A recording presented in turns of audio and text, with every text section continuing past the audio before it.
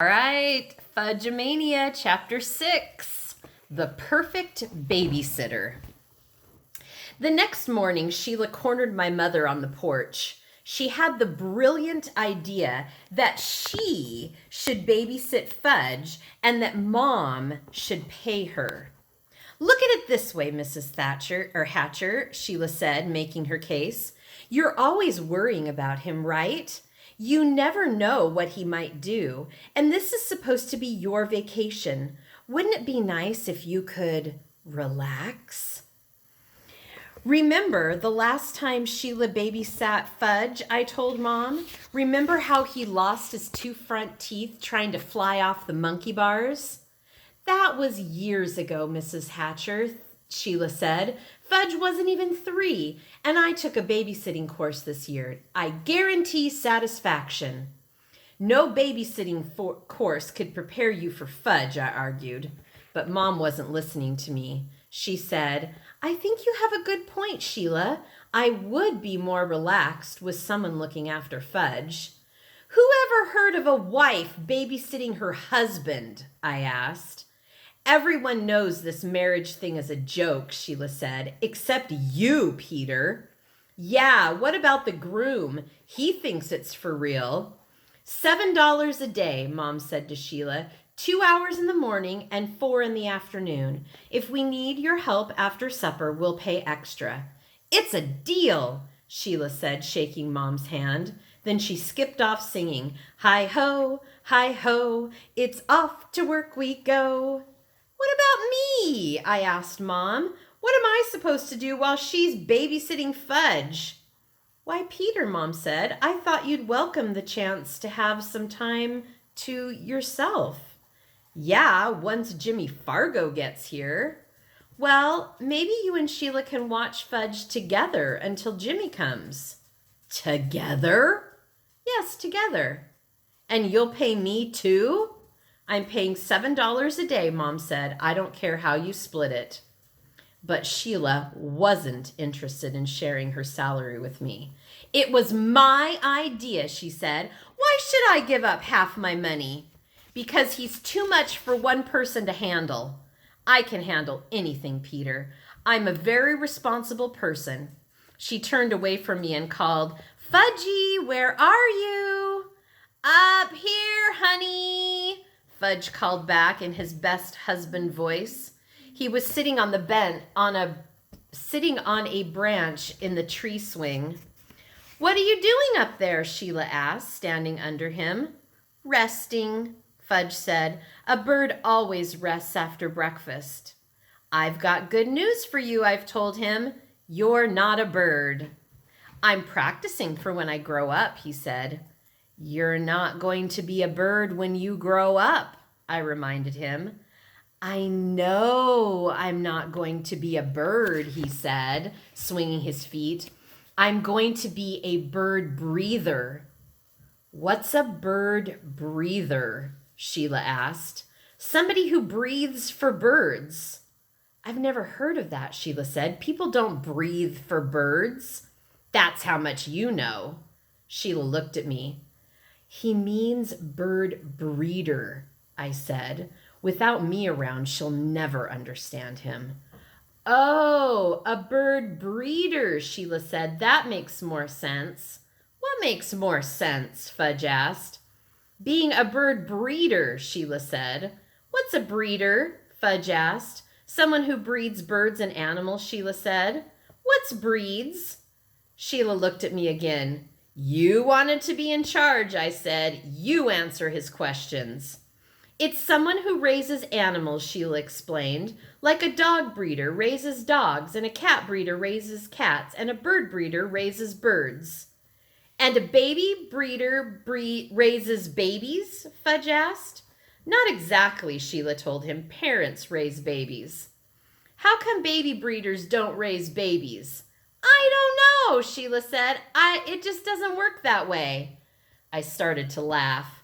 Just wait till she finds out how many questions he asks a day. "Now, come down from that tree," Sheila told Fudge. "No." "Very well," she said, sounding exactly like our 5th grade teacher. She marched off toward the garage and came back with a 10-foot ladder. Just as she got it to the tree, Fudge scrambled down, fast as a squirrel. "Ha ha," he sang, "fooled you, didn't I?"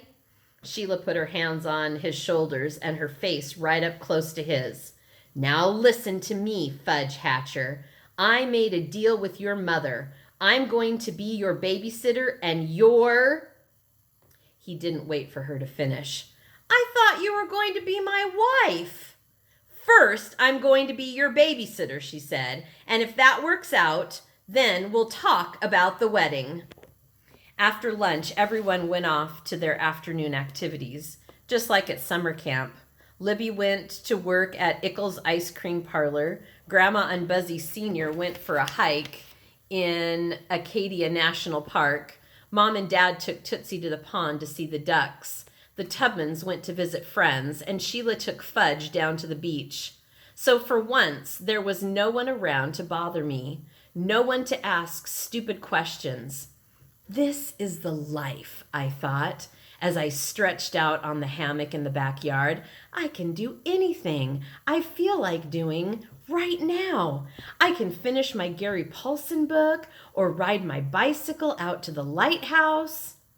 I looked over to Turtle, who was sleeping in the sun. I could tell he was having a dream by the way his leg and tail twitched.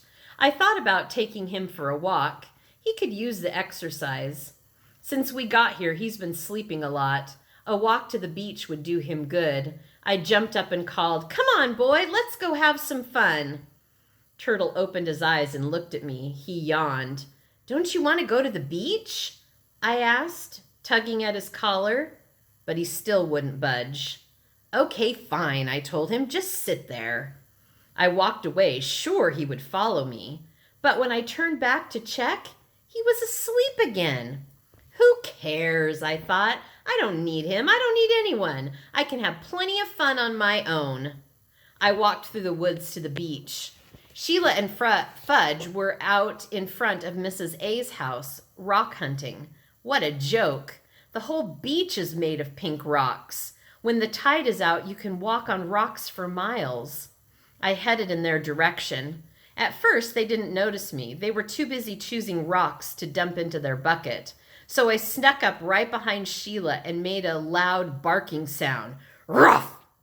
Sheila jumped about 3 feet. She was really mad when she saw it was me. "Who invited you?" she shouted. "It's a public beach," I told her. "I don't need an invitation." "I want you to know, Peter Hatcher, that even if you spend all day, every day with us, you're still not getting a penny of my babysitting money." "I don't want your money." "Then what are you doing here?" she asked. "Anyone who feels like being here can be here," I told her. "So how come you didn't feel like being here before? How come you suddenly feel like it now?" I spread my arms wide and sang as loud as I could. "Who can explain it? Who can tell you why?" Fudge started laughing. "Don't encourage him," Sheila said. I kept singing, "Fools give you reasons, wise men never try." I learned that song last night from Buzzy Sr. and Grandma. It's called Some Enchanted Evening. "This is too embarrassing for words," Sheila said. I would have kept on singing, but Mrs. A called from her porch. "Yoo-hoo! Yoo-hoo, boys!" She waved to us. "Did you find your uncle?" "He was at home," Fudge called back. "He was hiding."